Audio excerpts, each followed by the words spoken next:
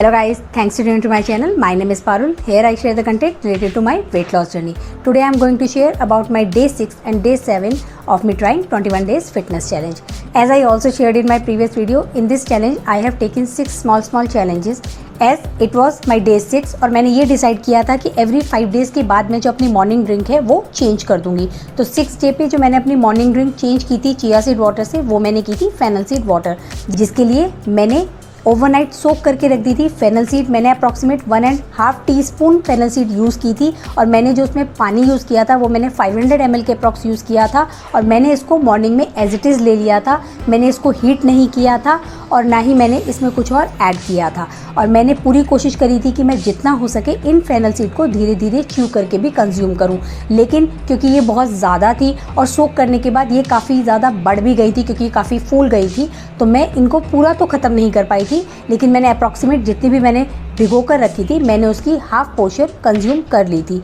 फिर क्योंकि ये बहुत ज़्यादा हो गई थी इसीलिए मैंने नेक्स्ट डे थोड़ी सी कम जो फेनल सीड होती हैं वो सोक करके रखी थी, लेकिन मैंने जो अपनी वाटर की क्वांटिटी है वो सेम ही रखी थी। कि इन 6 चैलेंजेस में से मेरा एक चैलेंज ये भी है कि मैं daily at least 2.25 litre of water consume करूँगी।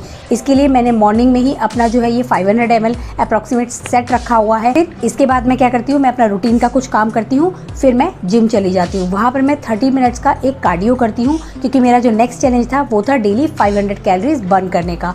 तो मैं वहाँ पर जब 30 मिनट्स के लिए कार्डियो करती हूँ तो मैं अप्रॉक्सीमेट हाफ ऑफ द जो मेरा टारगेट होता है वो वहीं पे अचीव कर लेती हूँ, यानी कि मैं 250 कैलोरी जो है वो अप्रॉक्सीमेट मॉर्निंग में ही 30 मिनट्स में वो बर्न कर लेती हूँ। तो मुझे थ्रू आउट द डे इतनी टेंशन नहीं रहती है कि मेरे को टोटल 500 कैलोरीज बर्न करनी है। फिर वहाँ से आने के बाद मैं 15 मिनट्स की बॉडी वेट एक्सरसाइज करती हूँ।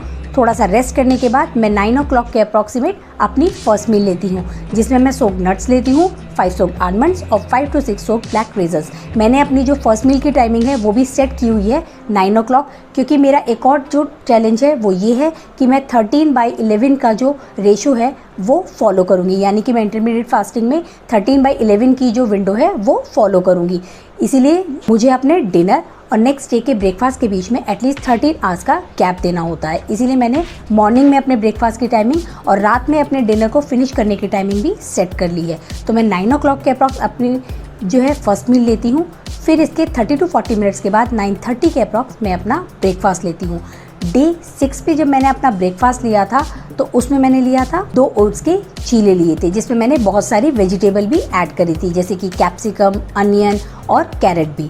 फिर डे 7 की बात करूं तो डे 7 पे भी मैंने अपना ब्रेकफास्ट अप्रॉक्सीमेट उसी टाइमिंग पे लिया था 9:25 to 9:30 के अप्रॉक्स, और उस दिन मैंने अपने ब्रेकफास्ट में ब्रेड ऑमलेट लिया था। जिम से आने के बाद और अपना मॉर्निंग स्नैक लेने के बीच में मुझे जब भी प्यास लगती है तो मैं उसमें डिटॉक्स वाटर लेती हूँ, जिसको मैं रात में ही प्रिपेयर करके रख देती हूँ और मॉर्निंग में मैं उसको फ्रिज से बाहर निकाल देती हूँ ताकि वो रूम टेम्परेचर पर आ जाए और फिर मैं उसको धीरे धीरे करके कंज्यूम करती रहती हूँ। मैं अपना मॉर्निंग स्नैक अप्रॉक्सीमेट 11 o'clock लेती हूँ और वो भी मेरा सेट है जिसमें मैं अपनी चाय लेती हूँ, और मैं अपनी चाय में हमेशा हाफ टीस्पून शुगर भी ऐड करती हूँ। मैं अपना लंच लेती हूँ 1:30 to 2 o'clock के बीच में। डे 6 पे मैंने अपने लंच में राजमा राइस लिए थे और इसके साथ मैंने 1 कटोरी दही और थोड़ा सा अचार भी लिया था, जबकि मैंने डे 7 पे आलू करेले की सब्जी के साथ रोटी ली थी और दही ली थी। मैंने उस दिन सैलेड इंक्लूड नहीं करी थी, लेकिन मैंने उस दिन अपने मॉर्निंग स्नैक और अपने लंच के बीच में कोकोनट वाटर भी लिया था। फिर मेरी नेक्स्ट मील होती है मेरा इवनिंग स्नैक, जो कभी कभी मैं 2 लेती हूँ और कभी कभी मैं 1 लेती हूँ। अगर मैं अपने इवनिंग स्नैक में फ्रूट इंक्लूड करती हूँ तो मैं उसको 2 पार्ट्स में लेती हूँ, लेकिन अगर मैं फ्रूट इंक्लूड नहीं करती हूँ तो मैं अपना इवनिंग स्नैक 1 ही लेती हूँ। डे 6 पे मैंने अपने इवनिंग स्नैक में सिर्फ ग्रीन टी ली थी 5:15 के अराउंड, लेकिन डे 7 पे मैंने 2 इवनिंग स्नैक लिए थे। मैंने पहले अपना इवनिंग स्नैक 4 o'clock के अराउंड लिया था, जिसमें मैंने एक स्मॉल बनाना लिया था। फिर मैंने 5 o'clock के अप्रॉक्सीमेट कॉफ़ी ली थी, क्योंकि उस दिन मेरा फिर से कॉफ़ी पीने का मन कर रहा था, इसीलिए मैंने 5 o'clock के अप्रॉक्स फिर से कॉफ़ी ली थी, लेकिन मैंने अपने कॉफ़ी के साथ कोई और स्नैक इंक्लूड नहीं किया था।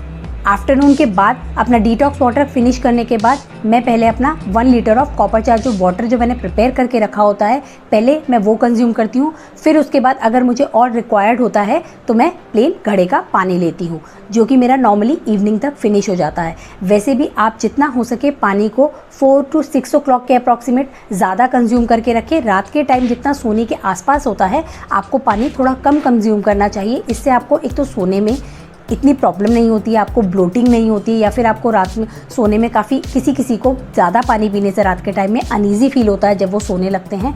तो इसीलिए आप पूरी कोशिश कीजिए कि आप पहले ही अपनी जो वाटर की रिक्वायरमेंट है, अगर आप उसको 4 o'clock या 6 o'clock के अप्रॉक्सीमेट पूरा 70 to 80% कंज्यूम कर लेंगे, और रेस्ट ऑफ द 20% या फिर आपका जितना भी आपको प्यास है उस हिसाब से अगर आप रात में थोड़ा कम भी लेंगे, आपको प्यास वैसे भी थोड़ा कम ही लगेगी। अगर आप दिन भर अच्छे से हाइड्रेट रहते हैं तो आपको रात को इतनी ज़्यादा प्यास नहीं लगती। अक्सर क्या होता है कि दिन में हम बहुत सारे कामों में अपना पानी लेना भूल जाते हैं, तो रात को इकट्ठे जब हमें प्यास लगती है तो हमें कुछ ना कुछ प्रॉब्लम हो ही जाती है। इस तरीके से मैं अपनी मॉर्निंग ड्रिंक, डिटॉक्स वाटर और ये अपना कॉपर चार्ज वाटर, और जब मैं ग्रीन टी लेती हूँ तो मेरी जो इवनिंग तक की जो टाइमिंग होती है उसमें मैंने 2.25 लीटर ऑफ वाटर अपना कंज्यूम कर लिया होता है, यानी कि जो मेरा टारगेट होता है। इसके बाद मैं अपनी बेड टाइम ड्रिंक भी लेती हूँ, वो भी 200 to 250 ml होती है। तो मैं डेली जो है approximate 2.5 litre of water consume कर ही लेती हूँ मिनिमम। वैसे मैंने टारगेट 2.25 का ही रखा है, क्योंकि कभी कभी क्या होता है कि मैंने जैसे कि उस दिन भी कॉफ़ी ले ली थी डे 7 पे, तो इस तरीके से कभी कभी मेरा जो है 250 ml या 200 ml कम हो जाता है, या फिर अब मैं एक्स्ट्रा जो पानी होता है कॉपर चार्ज वाटर के बाद वो भी नहीं ले पाती हूँ।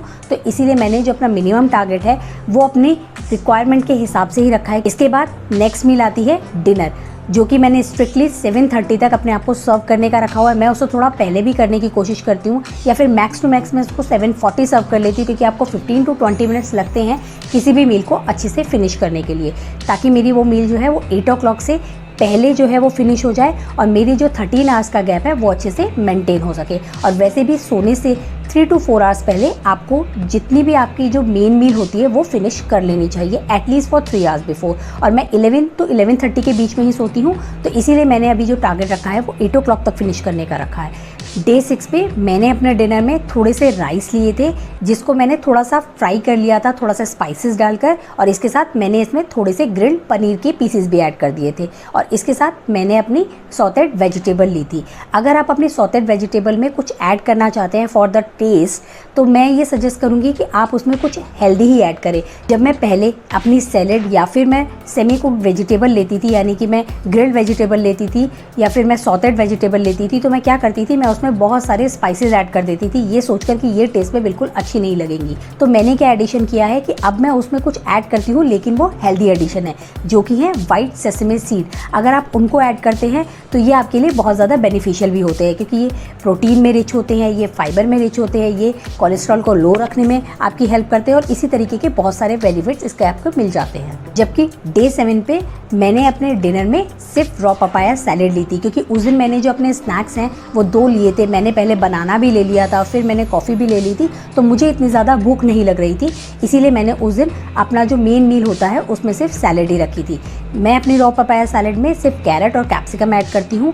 अगर आप चाहें तो आप इसमें कोई और वेजिटेबल भी ऐड कर सकते हैं। और मैं हमेशा अपनी सेमी कुक्ड वेजिटेबल में और सैलेड में सिर्फ थोड़ा सा ब्लैक सॉल्ट और ब्लैक पेपर ऐड करती हूँ, लेकिन अपने सैलेड में मैं थोड़ा सा लेमन भी ऐड करती हूँ। मैंने अपने डिनर में ये वेजिटेबल, सॉटेड वेजिटेबल और सैलेड का ऑप्शन इसीलिए ऐड किया था, और मैंने एज अ चैलेंज इसको एक्सेप्ट किया था, ताकि मैं इसको कॉन्टिन्यूसली काफ़ी दिन तक ले सकूँ, जब तक कि मेरे को इसकी हैबिट ना हो जाए। क्योंकि मैंने ये देखा था कि मैं अपने डिनर में हमेशा या तो कार्ब लेती थी या फिर मैं कुक्ड वेजिटेबल या फिर दाल ही लेती थी। मतलब उसमें जो रॉ वेजिटेबल्स होती हैं या सेमी कुक्ड वेजिटेबल होती है, यानी कि वो फाइबर में थोड़ा सा कम होता था, तो मैंने उसको बैलेंस करने के लिए ये चीज़ें इसमें ऐड करी हैं। तो अगर मैं अपने 4th चैलेंज की बात करूं, जिसमें मैंने अपने आप को ये चैलेंज दिया था कि मैं डिनर में सेमी कुक्ड वेजिटेबल या फिर रॉ सैलेड कंज्यूम करूँगी at least 5 servings within a week, और मैंने फर्स्ट वीक में 6 सर्विंग कंज्यूम कर ली हैं। मेरा नेक्स्ट चैलेंज भी मेरे वर्कआउट से ही रिलेटेड था, यानी कि मेरे एक्टिविटी लेवल से ही रिलेटेड था, क्योंकि मैंने मॉर्निंग में वर्कआउट करके अप्रॉक्सीमेट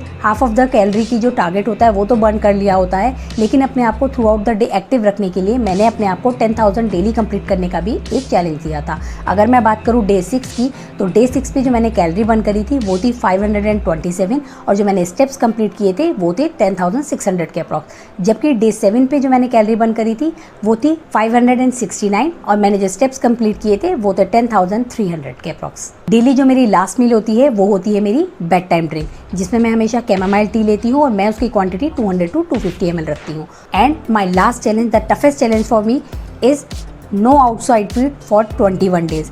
हाँ, आप लोगों को ये काफ़ी सिंपल लग रहा होगा, जिसको बाहर का खाना खाने की ज़्यादा आदत नहीं है, लेकिन मैं उन लोगों में से हूँ जिनको एवरी 5 to 6 डेज़ बाद क्रेविंग होने लगती है कि मुझे कुछ बाहर का खाना है।